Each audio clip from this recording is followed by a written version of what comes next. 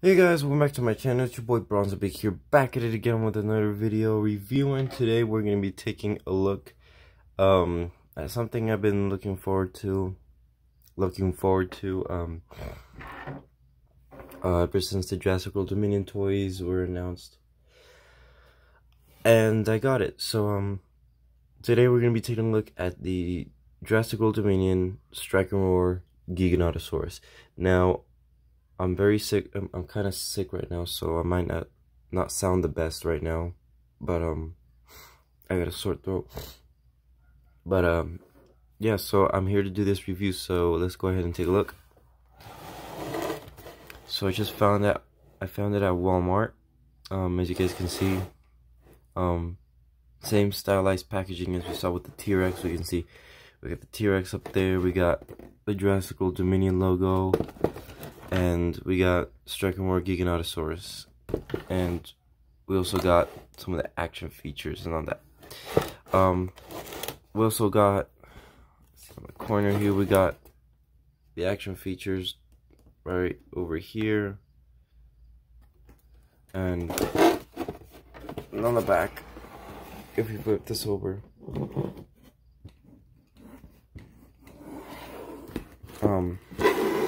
we can also see, you know, the play features with the Giganotosaurus. We can see, the Giganotosaurus eating a dinosaur or thrashing it. We can see we could scan the QR code, and we can also, you know, use a gimmick to pick up other little small creatures as you go along with it. And on the bottom, it also introduces the T-Rex and Therizinosaurus, which I've already reviewed, except for the Therizinosaurus. I'm still missing that one. But yeah, that's basically it. So I was very lucky to find one though, because this was like the last one they had in the Walmart, and just still happy that I found it though. I mean,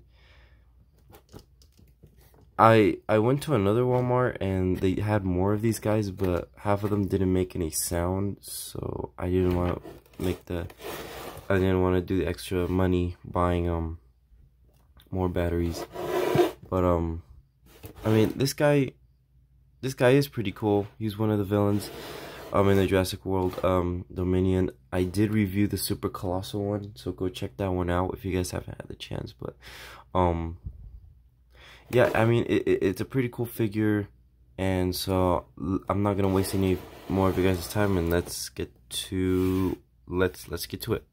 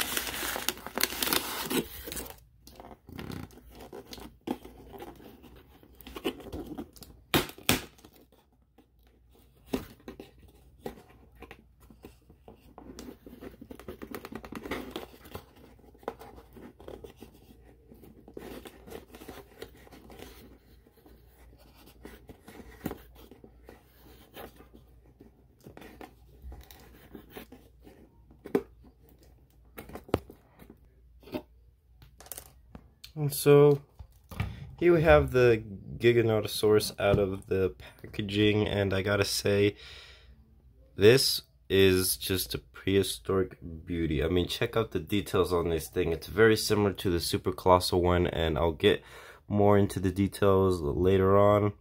But this guy was in my state in Denver. He was released I'd say about a month ago, but like people started grabbing them really quickly, and I couldn't get my hands on it. But I got my hands on one. But I mean, yeah, and I'm happy to do a review on it. So without further ado, let's get right into the review. And I'm also happy to have this one in my collection. So yeah, onto the review. So as we can see here, off the bat, it has some very nice details, as you guys can see. Let me just see if I can make you guys take a closer look, because this guy's like very big. He's like, his length is just massive. There we go. Okay, I mean, that's perfect. So as we can start to see the details with the head right here. I just have to angle them down. With the details of the head, I gotta say it's very, very nice. As you guys can see, the Giganotosaurus that's used for the super colossal one painted it gold, but now they painted it this really soft yellow color, which I do like it a lot. As you guys can see, we got more of that black paint that's around here at the face. I think it looks just very nice. The teeth are very accurate. As you guys can probably see on the top of the crest, I gotta say, it doesn't really look as accurate as it was in the film. In the film, it was much thinner, more like a V crest. But if you guys look at the top, it's just more plain. I mean, except for those 3 ridges on the top. But here's another angle of it. More nice detail, as you guys can see. And if you look at forward, you guys can see, yeah, I have a WrestleMania poster back there, but if you guys look forward, you guys can see that its face is more scrunchy. I mean, it almost looks like a lizard. I mean, that's the point. Giga is supposed to be a lizard, but moving on from the head, we guys can see from going down, we guys can see we got some more of that spike or spine detail that's running down here on the back. As you guys can see, it has some more of that white paint just to give it that more of like a marble color. Make it look, Mattel's trying to make the Giganotosaurus as realistic as possible. And we guys can see more of that black pattern mixed with that green paint. We guys can see the rigid detail that's running around here at the body. More of that black pattern, silver shading. This again is this right here. The super colossal one had like a really soft rubber, but this one right here is actually made out of plastic. And running down here, this is made out of rubber. This is where the gimmick comes in, which I'll show you guys in a bit. And if you guys come also down here, let me see if I can turn it around for you guys. That's the QR code. Go scan if you guys want. Okay. That was probably it. Let's just turn this guy back around. As you guys can see, more of that awesome detail, more patterns right here, and it stops along with the tail. And as you guys can see, the tail, that's the tail right there. But moving on the bottom, we can see they actually guys, can you not agree that this Giganotosaurus was so much better with painted toenails? I mean, it would have been 10 times better if the super colossal one had the painted toenails. But look how awesome those feet look. Very, very nicely sculpted. Super nice. As you guys can see on the leg, it has like scratch marks from the fights that this Giga was. More of that soft detail. More of this white paint. Looks very nice. And the hands, there's the hands, no, not painted nails, but just hands. Alright, so yeah, that was the details, and I gotta say they changed up the details a bit. It's not, I mean, it's kind of accurate as it was, but the paint that had the Giga in the movie was far more brighter. It was more of a darker paint than, instead of the toy version being just a lighter paint. But now I'm going to show you the articulations before we get on to its play features. So the articulation that the Giganotosaurus has, with the articulation, as you guys can see, the Giganotosaurus has not as much posable hands. As we can see, the arms can only move up and down, just like so. I mean, not gonna get much posability off that. Sorry, I cannot speak today. As we guys can see, the legs can move like so. The toes can swivel side to side, and on the back, this is something that I've seen different. The tail has articulation too.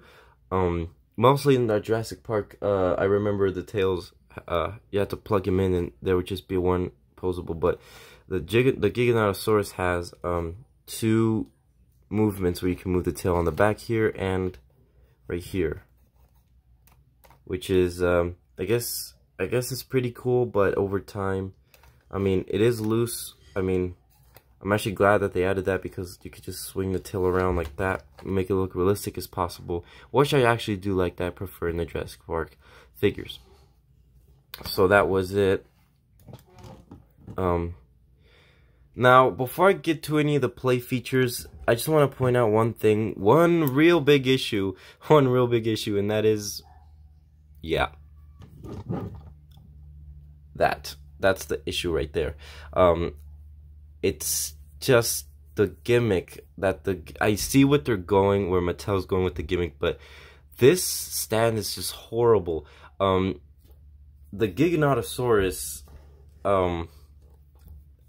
with the gimmick and all, the Giganotosaurus has to be, you're gonna have to be displaying it as like that, or the other side like that. It's gonna be looking off to the side, and for me, I'm not a huge fan of. I mean, I would actually prefer the Giganotosaurus if it was like looking like straight like that. I mean, I guess you can have it like that.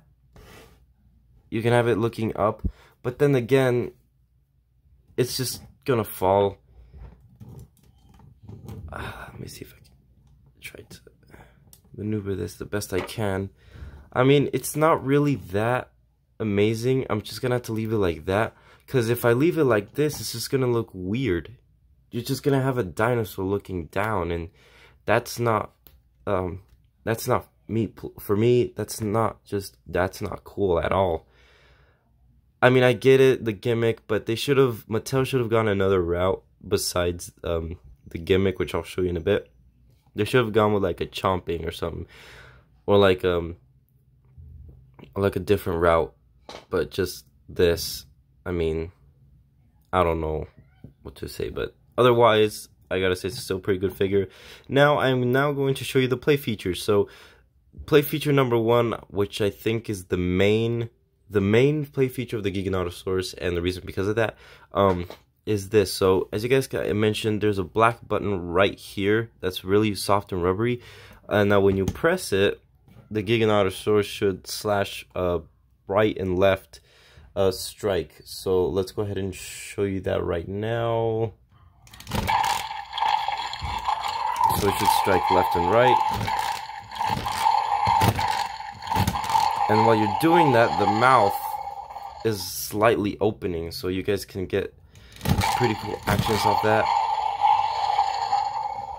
And the sounds are just astonishing. Now the secondary play feature, what I think it's mostly my favorite, is down here on the bottom, there's this button.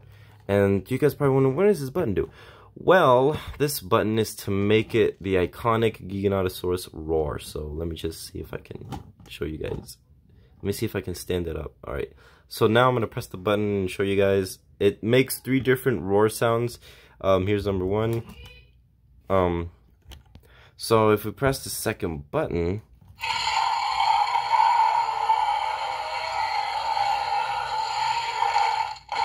that's the first roar sound with a chomp at the end. This is the second one. That's the second one, which I think is my least, and the last one is my favorite one.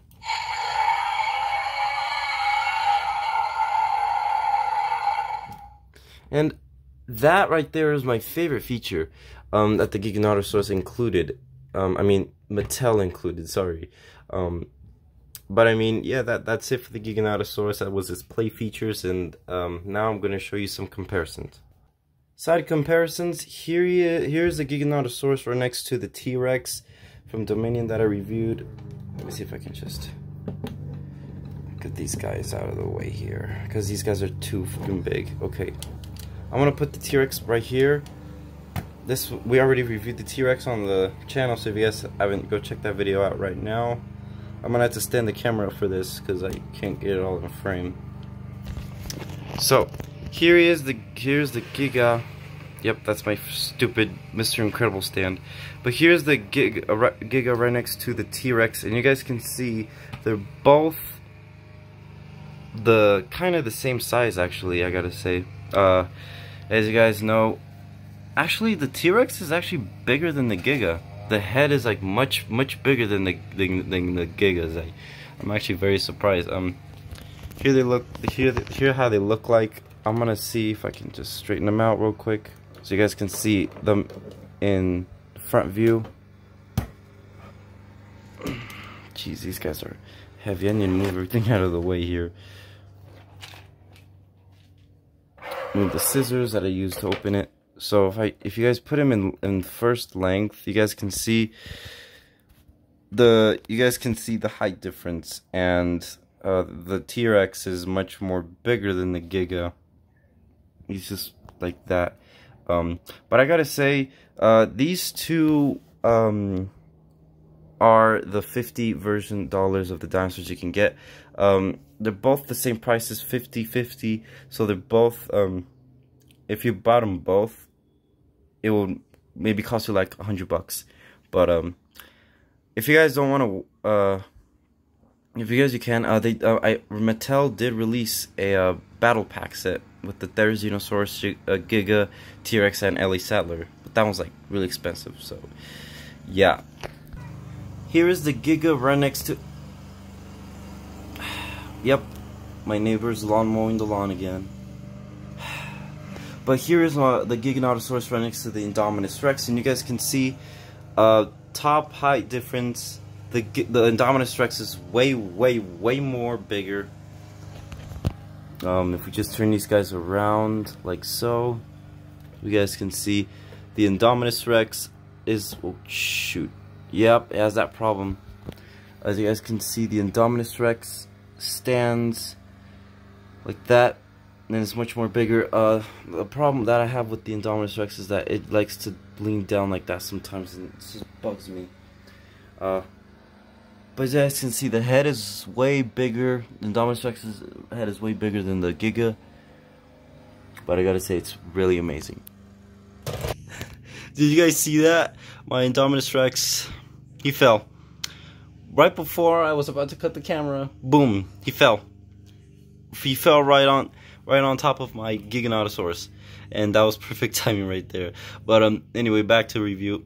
So here he is right next to the Spinosaurus.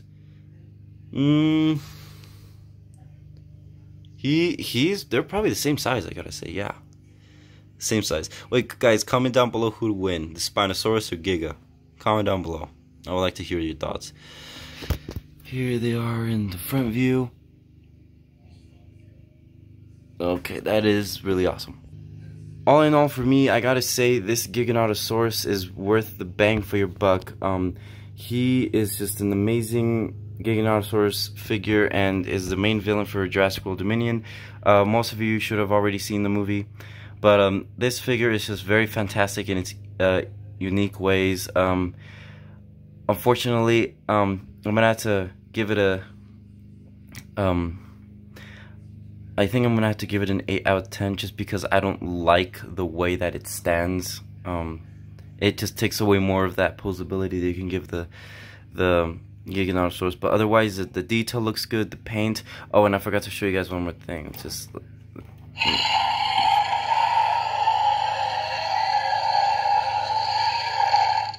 there's the inside of the mouth, if you guys are wondering. Peach color, paint, tongue, teeth, and everything. I forgot to, I missed that. So, but yeah, this is an amazing figure, and I definitely recommend picking it up. I mean, it would look good displayed along with your T-Rex and your Therizinosaurus, but otherwise, this figure is fantastic, and pick it up if you guys have the chance. So, that's it. Thank you guys so much for watching. If you guys like this video, please give it a thumbs up. Don't forget to subscribe. Don't forget to post turn on post notifications so you guys miss a new video every time it comes out. Share with your friends, subscribe, and I'll see you guys in the next review. Bye.